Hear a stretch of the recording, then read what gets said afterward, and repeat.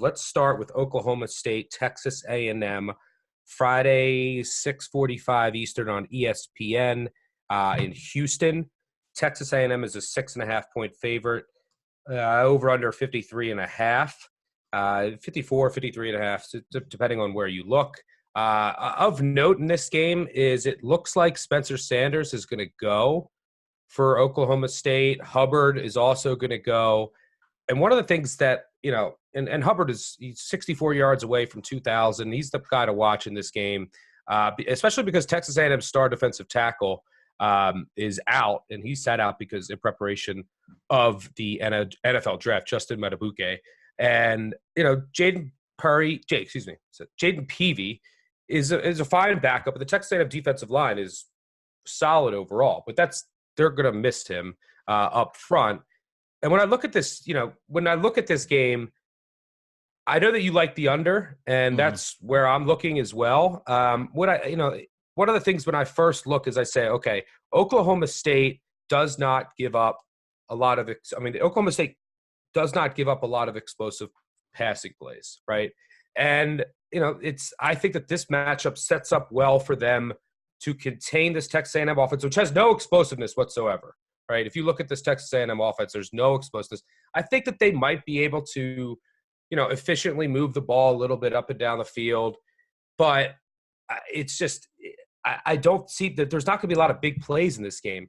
I also think Oklahoma State, without Tylan Wallace, Texas A&M's defensive explosiveness numbers aren't great against the pass, but you have to remember they played Tua and Trevor Lawrence. And, if you just look at their schedule, and they played LSU. 3 number ones, Yeah, so it's crazy. So I think without Tylan Wallace, their secondary is battle-tested. I like some of their guys in that secondary. So I don't think they're going to let up a lot deep. And I think it's going to be a lot of Hubbard, maybe Sanders a little bit with his legs. So I think this is just, both of these teams efficiently moving the ball a little bit, clock running, some punts. You have some 2 good punters, 2 good special teams units. And then Oklahoma State, they're horrible in the red zone all year. That's where Texas A&M, I think, will really clamp down.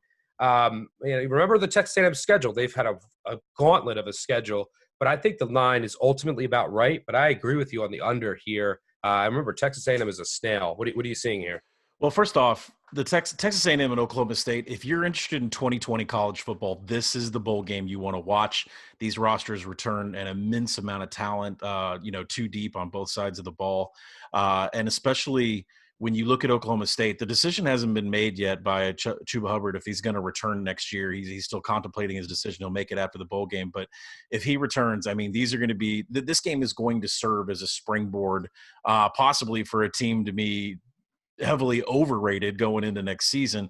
But I mean, that's enough I'll say about 2020, because Texas A&M's schedule really, compared to what it went through this year, next year is just cake. So we'll see how they look in this game. But overall, you're right. Their roster has got to get faster. They're not an explosive group whatsoever through the air or on the ground. And, as far as Oklahoma State on the offensive side, you're right. Spencer Sanders has returned to practice. Gundy mentioned that senior quarterback Drew Brown has earned the right to play snaps in the Texas Bowl with his play down the stretch. Now, the question is how much of Sanders are we going to see off the thumb injury? How much are we going to see in Drew Brown? He's a senior, so we won't see him at Oklahoma State again. And you have to wonder if Gundy is, protect the goods for the future, or let him loose and have him have this game, setting up next year. I don't think we need any more demonstrations about how good Spencer Sanders is. I don't think Gundy needs to see it anymore.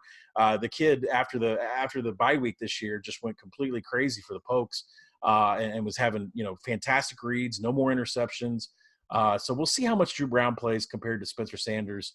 So I do like the under in this game, and really it's because of the pace of play. Texas A&M is 112th in seconds per play. The total went under in Oklahoma State's final 3 games in which Drew Brown was the quarterback, against Kansas, West Virginia, Oklahoma. Texas A&M never went over in any game outside of Kyle Field. I think this is going to be slow pace. It's going to be on the ground. There's going to be a lot of Hubbard. No explosiveness whatsoever. Give me the under here. Yep, completely agree with you. I'll sprinkle some on the first half under and some on the game. If there's some flukes in the first half, I might come back on the under in the second half. And like I said, one of the other things to keep in mind is that the Big 12, like Hubbard averaged what 6.4 yards per carry, and the Texas A&M defense, their secondary had some subpar numbers, but look at the offenses they played, and then look at some of the defenses that Oklahoma State played. So I don't think it's going to be as easy for Hubbard and the Oklahoma State offense as it may have been throughout the season. And I think Texas A&M, their secondary is going to look a lot better than, when you're facing, these number one teams in the country, and you're facing now a team that doesn't have its top receiver, and it's really only explosive threat. So I agree with you there.